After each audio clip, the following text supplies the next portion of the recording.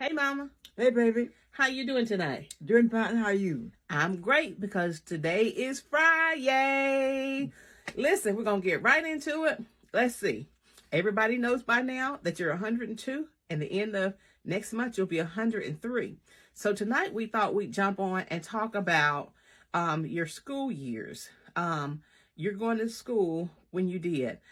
First of all, you didn't finish school.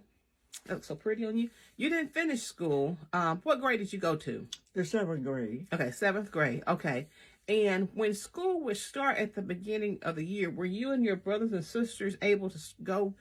No, we weren't able to go when the school first opened because we had to go to other folk field and pick cotton, and they pay us, and Mama go to the store and get cloth and stuff and make our clothes to go to school. Mm-hmm. So the beginning of the year, when other kids started, you guys had to wait because you had to go pick, cotton or different things, and then start later in the year. Right. Did that make you kind of feel like you were behind other kids? Well, it might did, but we just take it out. We got to it. Mm-hmm. Mm-hmm.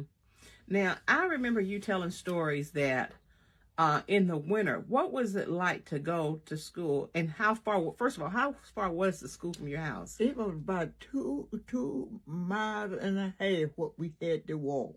And then it was cold, and then when it was cold, and then going up the road, the icicles were sticking up high as your hand, and we would step on that ice and break it.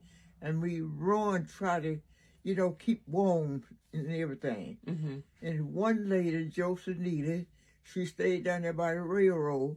We run by her house and warm our feet, and then take out up the railroad and run to school.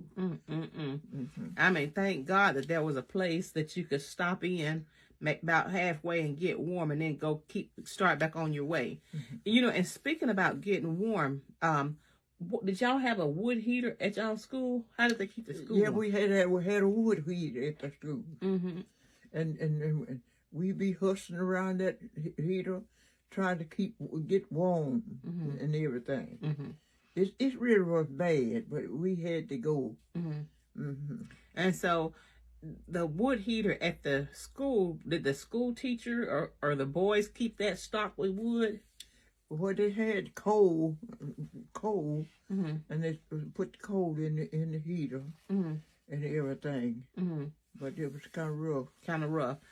Okay, so I imagine if you're having to go 2.5 miles and walking, especially as kids, it was rough. But like I said, thank God that there was a house, a lady would let y'all's children stop and get warm. But now, I remember you also telling a story about when it rained, because one thing here in Alabama, we get a lot of rain, a lot of flooding, and the streams swell. They'll swell up now. So what was it like if you guys had gone to school and when it was raining and the streams were swollen? Well, now if it was raining, time for us to go to school, we need to go to school. But if we was at schoolhouse and it come rain and the creeks and things swell up and everything, and we had to wade that find the lowest place and wade that creek across to go to the house. It was rough, but we made it. Now, do you remember if you about what age you were? Were some of your older brothers and sisters with you at that time, or what? Yes, the rest of them were older than me. They was going to school. It was about 3 of us going to school, I guess. And they made sure the younger ones got across the water okay? The creek. All the rest of them were a little older than me, I guess it was. But we had to wade that water. And Mama, when we get home, Mama be walking from one window to the other to see was we all right, And then when we got there, we were wringing wet, and she had clothes there for us to change, to put on, and everything. And so it really was bad. Yeah, that sounds rough, Mom. And I can't imagine Grandma Polly. I would have been walking the floor too until my children got in, especially knowing that the creeks are swelling and that y'all got to cross them. And as children trying to monitor, you know, where the part was that wasn't so deep or whatever, that y'all could get across and everything like that. You know, because so much has changed now, that seems foreign. Because like when they call for like snow or bad weather, they close the schools. Right. And I can remember when we were growing up, so much has changed. Because I remember when we were going to school, for example, they would let us kids get off and then flag the bus across the train tracks. And then they learned better, so they stopped doing that. They stopped letting kids get off to flag the train across the tracks, which was crazy. It's crazy to us now. And so kids no longer did that. But I also remember when we were going to school and how the pond down here would flood. And I will never forget our bus driver. I remember this many times.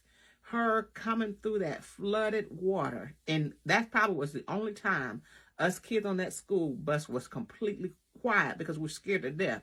But she would come across that bridge, and that was when it was a wooden bridge. You couldn't even see the bridge. So she basically guessed and went across. And so to go back to your era, where you weren't even on a school bus and having to wade across that water, that's mind-boggling. And at that point, you're not even thinking about snakes. You're thinking about drowning, you know. Right. And I imagine, did you guys know how to swim? Didn't know how to swim, but you know you had to get home. So it makes sense that Grandma Polly would have been worried and would have been, you know, walking the floor, wringing her hands till her kids got home, and then waiting with some warm clothes for y'all to put on. But you know, and that's our moment. But that's why I want to even now publicly thank God for you and Daddy, because you say you went to about the 6th or 7th grade, but you guys made sure that we went as far as we wanted to go, which meant that some of us went to college. And like Margie, you know, she's our your special needs daughter. Right. She went to high school as far as she could go, and then they had schools after that. Is that if education was so important to you and Daddy because you had to fight so hard to get an education yourself. Right. And so for that, let me give you a kiss. I thank you. I do. I thank you and Daddy for that. So guys, that's our moment for today. We love you guys. Oh my goodness, we do. Right. We love y'all. And Mama and I have enjoyed telling these stories. So we got about another week to get us to the end of February. Right. I'll be glad. Mama said she'll be glad because we're coming up on the fly. And then we can really start living. And but anyway, we want you guys to please share this video. If you haven't done it, share this video, especially with your young kids, grandkids. Let them know what life was like, you know, for your grandmothers and grandfathers, how education, that they did what they could because education was that crucial. So please send this to your grandchildren, great-grandchildren, or anybody that you love or know, or even in education. Let them see this video. And so guys, and also please save this video and love this video. Bye-bye. All right.